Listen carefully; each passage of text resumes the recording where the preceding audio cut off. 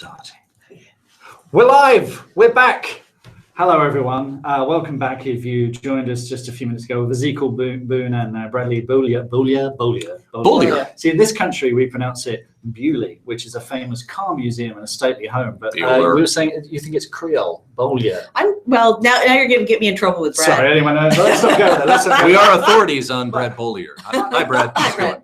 I am delighted to say that we finally found Scott Lynch and Elizabeth Bear. They were in the basement of this building with a box of matches just before the fire alarm was triggered. So please explain yourselves. I was just using the matches to herd the tarantulas. Okay. We thought you had some sort of holiday that was about blowing up buildings. It turns out it's not about blowing up buildings, actually. That's not until the 5th of November. Yeah, that was explained to us. Sorry. Anyway, welcome to the UK. How jet lagged are you on a scale of 1 to 10? I am so punch drunk I could read a Sam Sykes book for pleasure. Hello, Sam. Hi, Sam. Hi, Sam.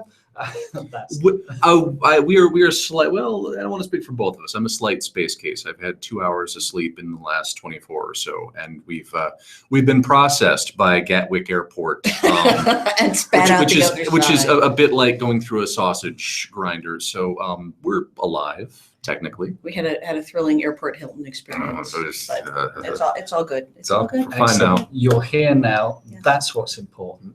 I want to kick off, Scott, by talking about this thing of beauty here. This is the 10th anniversary edition. Got to flourish it the proper way up. The precious. This is all I came for. Bye. It matches your hair, Scott.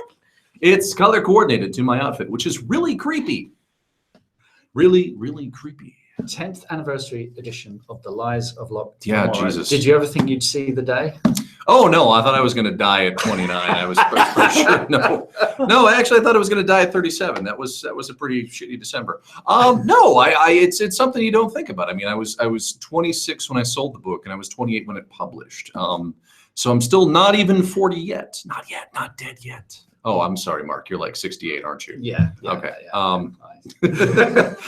No, it's one of those things that just creeps up on you, and it's wonderful. It feels wonderful. The passage of time is great. I'm really happy time passes. What are your memories? My birthday is next week. Okay. I'm being trolled right now.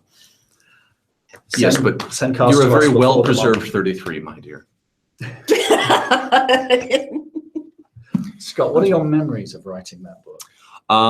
Well, I have some, which is amazing. Red Seas is kind of a blur at this point, but Lies was my first. So I remember very vividly selling it quite by accident to Simon Spanton. And at that point, all that existed was the prologue in the first chapter. So as I've Kids said don't before, try this at home. No, do not. All I had to do at that point was actually learn how to write a novel. I mean, that was the only obstacle between selling it and completing it.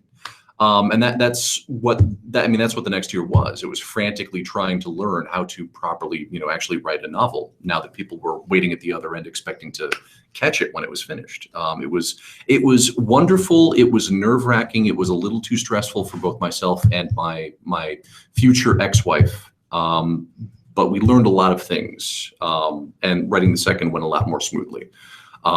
It was produced in the end. That's what's important. It exists. Well, I remember we were all so excited. I remember Simon giving me the manuscript and said, "You'll like this, read it." And next day he came in and said, "What do you think?" And I was, I read a chunk of it. I said, "It's great, fantastic characters, really, really love it." He said, "Don't get attached to anyone."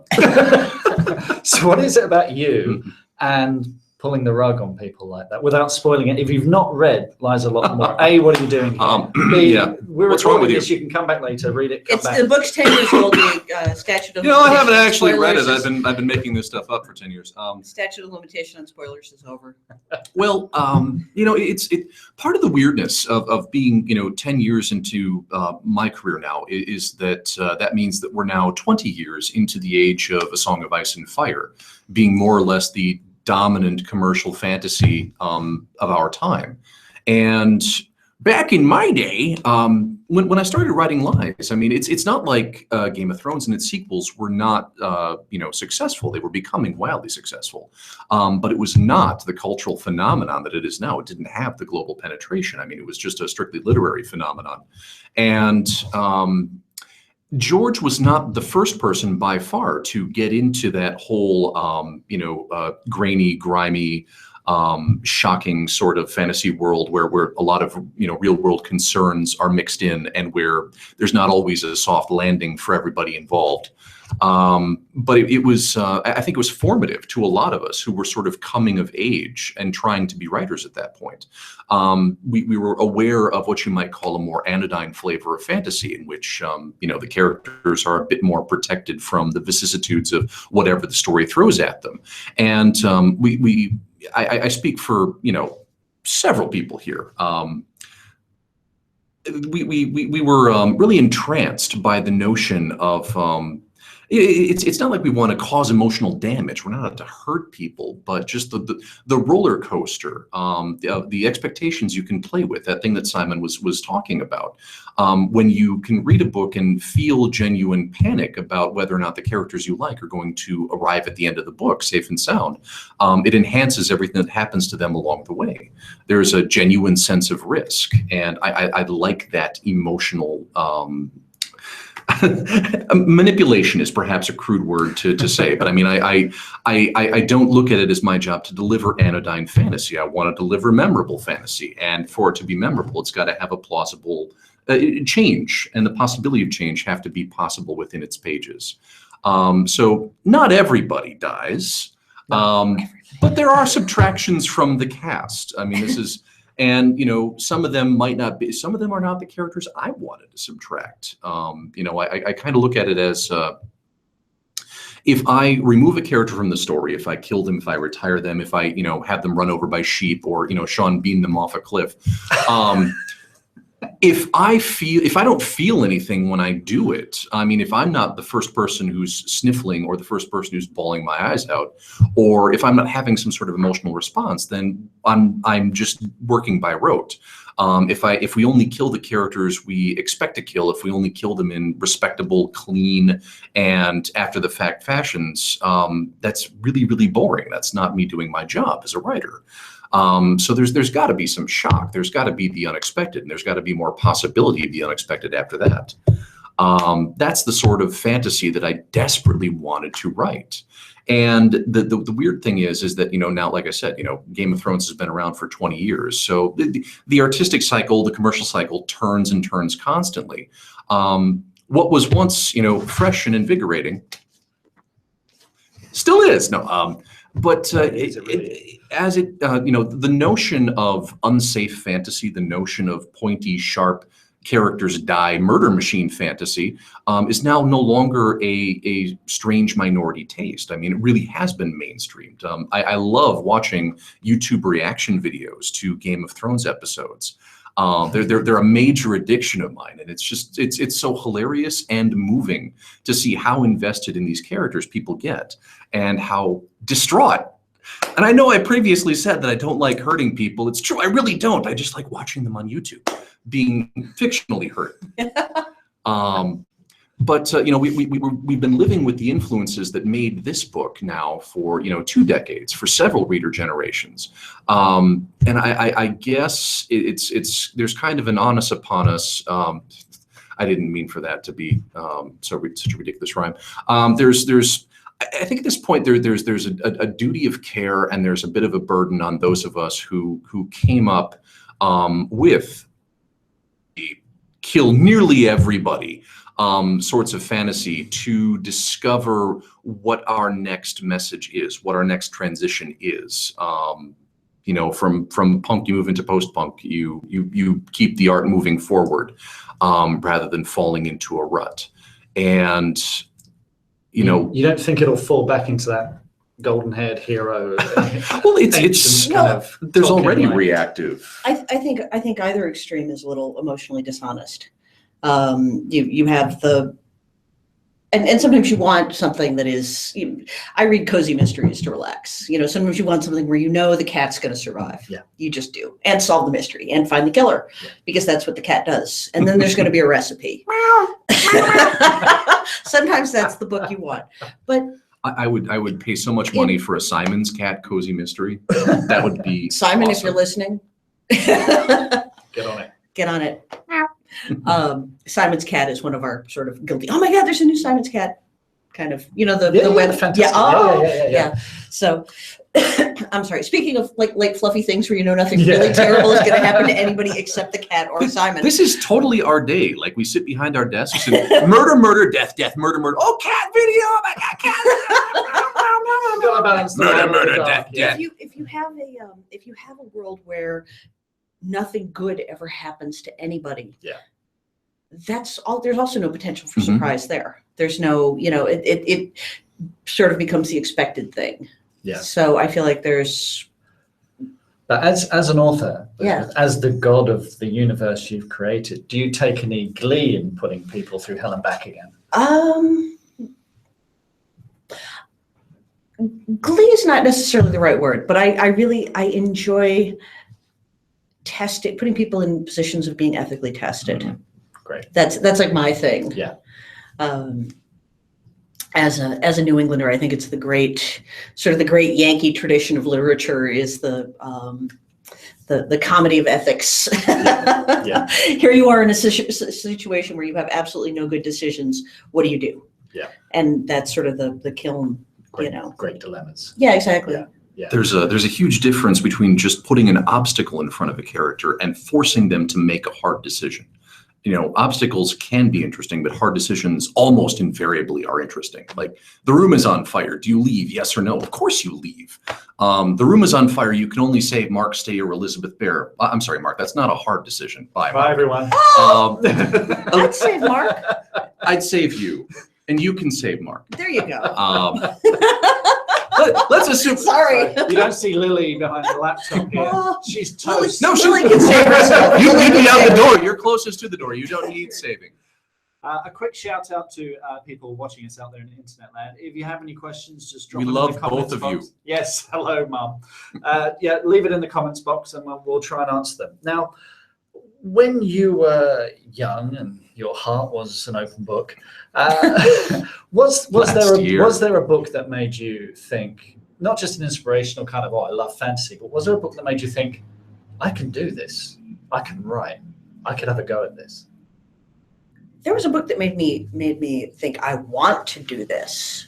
I still read it and go, oh my God, how is it? Peter Beagle's The Last Unicorn was for me. It's the way that he can have you in paragraph at the beginning of it and the middle of it, and then laughing again, and that's half a page. And of just beautiful language and wit, and I cannot read that book in public because I have embarrassed myself on the bus by like giggling through tears. And people are like, who's the mad woman with the colorful fantasy novel? So that would be like my ideal sort of the thing I would like to. Speaking of books with a gut-wrenching ending, right? Yeah. People think it's a happy, Speaking fun of children's books with fantasy. a gut-wrenching everything, Jesus. Yeah, it's got this reputation as being this sort of happy, fun little book, and then you read it and you're like, even the cartoon isn't nobody's happy. Little cartoon. Scott, same question. I started trying to write books when I was 7 or so, with choose your own adventure novels. I tried writing a choose your own adventure novel long before I understood how you diagram something like this. So I got about 8 pages into it before I painted myself into so many corners. And a little bit older, I think it was probably Neuromancer, William Gibson's Neuromancer, where I first saw how I thought I wanted to write, because I wanted his prose, his eyeball kick style prose that he used, at least at that time. And later on, a couple of years later, when I read Ray Feist for the first time, Magician, whole Midkemia saga, I think I finally hooked up with what I wanted to write about. So I guess if you take a particle collider and put Ray Feist and William Gibson in it, I'd ideally like the product of that collision. Sorry, Ray. Sorry, Bill. Now, you had good innings, guys. But now we're here at Galance Fest. It's just kicking off today. This is your first Galance Fest, I think, for both. Yes. of you. Yes. Yeah. Okay. We were on a. You had us on Skype for some Skyped in reason. last year. Yes. Because I think we did this in October last year. We were on Martha's Vineyard. And Yes. we don't know. You send the SAS dude with the gun to our house, and he tells us to go on camera or else. That's Gillian's guy. Yes. I mean, we love everyone in England. It's great. But you're here in person. Do you have any expectations of what you'll be seeing over the next couple of days? I think we should be prepared for a lot of spiders. Yes. Yes, Ezekiel's here with his bag of spiders. We brought more matches, Mark. Excellent. We're going to get this building. This video is going to turn up in evidence.